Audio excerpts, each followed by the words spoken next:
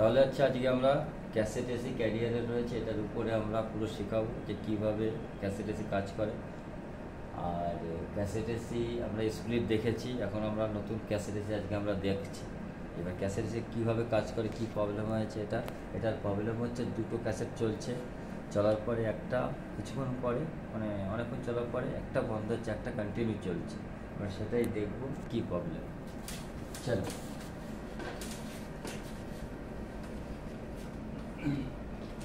তোমাদের বলি, সব ক্যাসেট এরকম থাকে, সব ক্যাসেট এরকমই থাকছে, এরকম ঘুরছে, যেহেতু এই জন্য হাওয়াটা চারিদিক থেকে বের করে দিচ্ছে।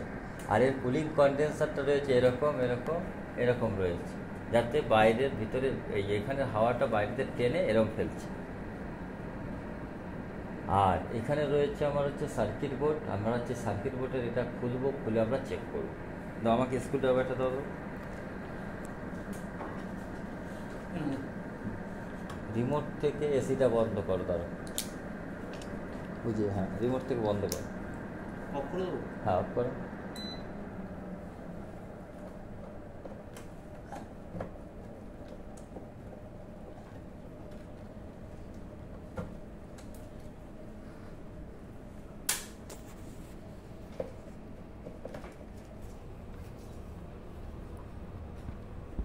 এই আমাদের এর ভিতরে রয়েছে সেন্সর, কোন সেন্সর? Air sensor. আমরা এয়ার সেন্সরটা দেখব, এয়ার সেন্সরটা এটা হচ্ছে আমাদের এয়ার সেন্সর, এই হচ্ছে আমাদের এয়ার সেন্সর।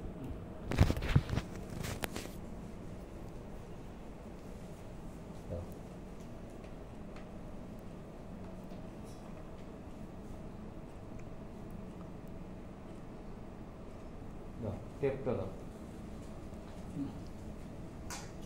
এর ভিতরে রয়েছে দুটো সেন্সর, একটা হচ্ছে কয়েল সেন্সর, একটা হচ্ছে এয়ার সেন্সর। আর এসি যেটা ওয়াটার ট্রে, এখানে ওয়াটার ট্রেটা কি আছে, স্প্লিট এসিতে ওয়াটার ট্রেটা থেকে জলটা অটোমেটিক নিচে পড়ে যায়।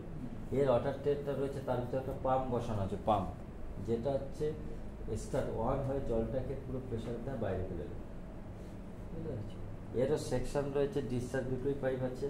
সব এসির সেকশন আর ডিসচার্জ দুটোই থাকে পাইপ, যেটা একটা হচ্ছে ডিসচার্জে গ্যাসটা যায়, আর হচ্ছে সেকশনে গ্যাসটা হচ্ছে আসে। এটাই হচ্ছে সব ধরনের, সব যত এসি আছে এরই রুল, একটা হিট হবে একটা কুল হবে, ঠিক আছে। কোনো ঘাবড়ানোর বিষয় কিছুই নেই। ক্যাসেট এসি হোক, ভিআরএফটা একটু আলাদা, ওটা হচ্ছে ভ্যারিয়েবল, মানে একটা আউটডোর তার 5-6টা এসি, সেটা হচ্ছে ভিআরএফ, ভ্যারিয়েবল হয়। আর এইগুলো হচ্ছে তোমার 1.5-2 টন 3 টন 4 টন একটা ক্যাসেট এসি। ক্যাসেট এসি এটা হচ্ছে তোমার একটা আউটডোর পরে একটা ইউনিট। আর হচ্ছে কি আছে স্প্লিট এসি, যেটা নর্মাল লোকের বাড়ি থাকে বেশিরভাগ, ওটা হচ্ছে স্প্লিট এসি আছে। ওটা নিয়েও যা তোমরা ভাবছো যেটা হয় সেম, এটাতেও সেম হয়, শুধু দেখতে মডেল আলাদা, বোঝা গেছে। আর এটা হচ্ছে আমরা কি প্রবলেমটা হচ্ছে সেন্সার থেকে কী হচ্ছে, এটা অনেক আগে থাকতেই কাট হয়ে যাচ্ছে। আমরা এই কী করব, এই যে এয়ার সেন্সারটা আছে এটাকে আমরা চেঞ্জ করে দেখে নেব। আর চেঞ্জ যদি করার পরে সেম প্রবলেম হয়, তাহলে আমরা কি করব, এই যে সেন্সারটার উপরে আমরা একটু টেপ করে দেবো হালকা, যাতে তাড়াতাড়ি ঠান্ডা হাওয়াটা না লাগে এর গায়ে, বোঝা গেছে, ক্লিয়ার। তাহলে এই হচ্ছে পদ্ধতি। যত এসি আছে আমাদের ক্যারিয়ারে, ক্যাসেট এসিগুলো আছে, সবই একই রকম, একই থিওরি, শুধু আমাদেরকে বুঝে নিতে হবে যে কোনটা কীভাবে কাজ করে। আর একটা এসিতে যা থিওরি থাকে, সব এসিতেই সেই সেম থিওরি থাকে, বোঝা গেছে। আর হট অ্যান্ড কুলটা কী হয়, যেরকম মনে করছে এটা ঠান্ডা হয় উপরটা গরম হয়, শীতকালে এটা উল্টো হয়ে যায়। তার জন্য একটা ভাল্ব ইউজ হয়, যে এই ভাল্বটা গ্যাসের মুডটাকে, মানে গ্যাসের লাইনটাকে, রাস্তাটাকে উল্টো করে চালিয়ে দেয়। এই এদিকে আসছিল গ্যাসটা, তখন ওটা ওদিকে চলে যাবে, বোঝা গেছে। তাহলে এটা হচ্ছে কয়েল, একটা ইনডোর, আর ওটা হচ্ছে আউটডোর। ইনডোর আউটডোর মানে কি, ইনডোর মানে হচ্ছে ভিতরে থাকে, আউটডোর হচ্ছে বাইরে থাকে। ওকে, ক্লিয়ার।